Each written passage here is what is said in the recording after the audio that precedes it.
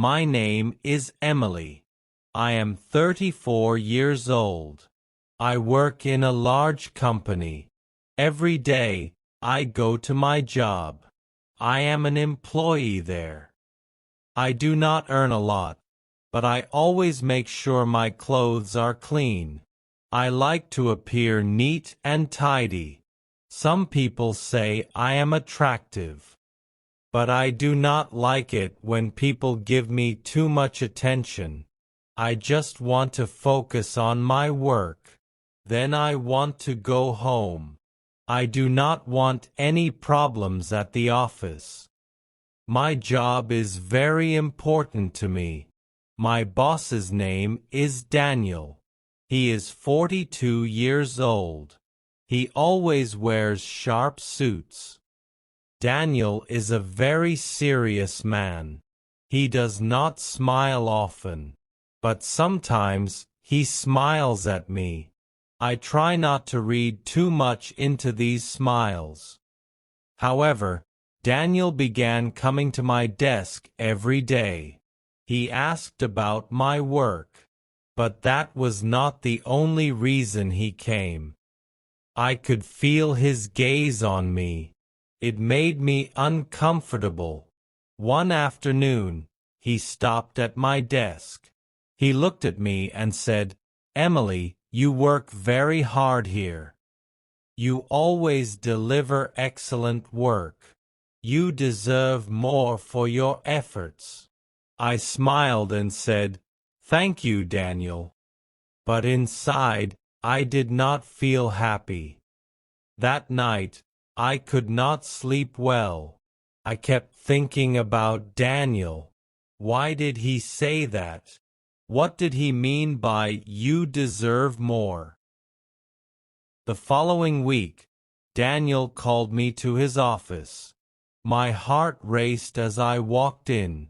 I worried that I might have done something wrong. When I sat down, he said, "Emily, I want to discuss your salary." I felt a little hope. A raise would help me a lot. He continued, "You are one of the best employees here. You do remarkable work every day. You truly deserve a raise." I felt happy. Daniel looked at me for a moment. Then he said, "Maybe we can discuss this further over dinner. We can talk about your new salary there." I did not know what to say. Dinner with my boss? Was this appropriate? I did not want to refuse him. It was about my salary, after all. I simply nodded. He smiled again. I left his office feeling confused. Daniel said the restaurant was very elegant and by the sea. When I arrived, Daniel was already there. He wore a casual shirt, not his office suit. "You look lovely, Emily," he said. His words made me blush. We sat at a table. First we discussed work. Then Daniel asked about my dreams and hobbies. He shared about himself too. He said he sometimes felt lonely. He mentioned he worked hard and had little time for himself. He said I seemed different. I felt special. While talking and laughing, Daniel took my hand. I knew this was inappropriate. He was my boss. This was unprofessional. Yet, I did not pull my hand away. I allowed him to hold it. After dinner, Daniel asked if I wanted to go to his apartment. He said we could continue our conversation there. I felt hesitant, but I said yes. We walked a short distance. His apartment was quiet. I sat on a sofa. Daniel sat beside me. My heart began to race. He took my hand and then kissed me. It was a long kiss. I did not stop him. That night, I stayed at Daniel's apartment. I slept with him, my boss. It felt unreal, yet it was true. The next morning, I woke early. Daniel was still asleep beside me. I felt conflicted. Soon he woke. He smiled and said, "Don't worry, Emily.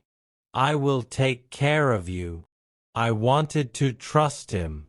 Later, I went to work. Daniel came to the office too.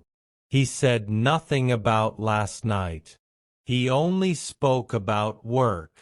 Days passed. I waited for the raise Daniel had promised. But nothing happened. He never mentioned it. Whenever I asked, he would say, "Be patient. These things take time." Soon, Daniel changed. He stopped visiting my desk. He did not smile at me. In meetings, he avoided my gaze. He became cold, like a stranger. I felt hurt. My heart ached. Daniel had only used me. He did not care. I felt angry and sad. I knew I had to confront him. I needed to know why he had lied. One afternoon, I knocked on his office door. He told me to enter. I said, "Daniel, you promised a raise." He replied, "Emily, this is not appropriate. You cannot mix personal matters with work. That is unprofessional." I felt furious. How could he say that? I replied, "You initiated it. You invited me to dinner and promised things." Daniel stood and said, "Enough, Emily. Go back to your desk. We will not discuss this again. This conversation is over." My heart broke. Tears filled my eyes. I walked out. I felt hollow. I could not focus on work. My mind was clouded. At the office, people began gossiping about Daniel and me. I feared someone had seen us together. One afternoon, my phone rang. It was Ms. Collins, the HR manager. She asked me to come to her office for a meeting. When I sat down, she looked serious.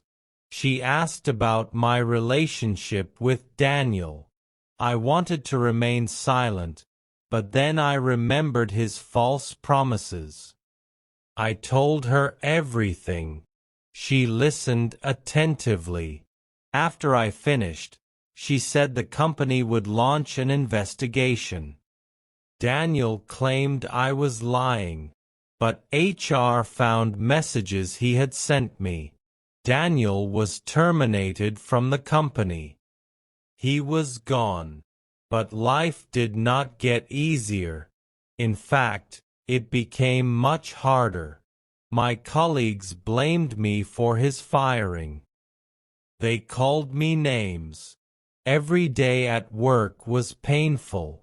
I did not want to go. A few weeks later, I received a company letter. It said I could no longer work there. They wanted to protect the company's image. I could not believe it. I had lost my job. No one said goodbye. No one watched me leave. I had no job, no plan. Back at my apartment, I sat and cried for hours. I felt angry at Daniel. But I was also angry at myself. Why had I trusted him? Why hadn't I stopped it? I had lost everything. A month passed. Life was tough. I was sad and anxious. Finding a new job was challenging.